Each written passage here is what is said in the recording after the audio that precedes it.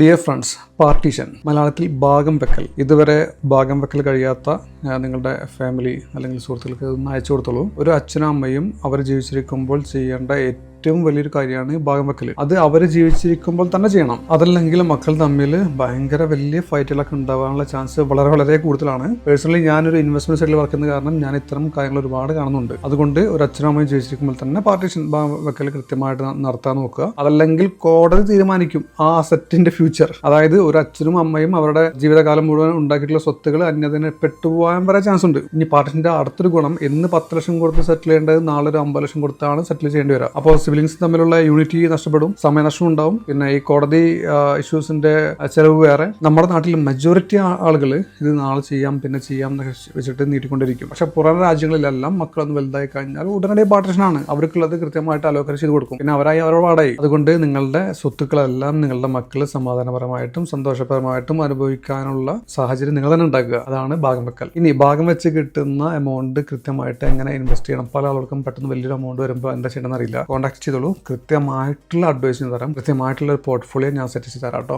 Thank you.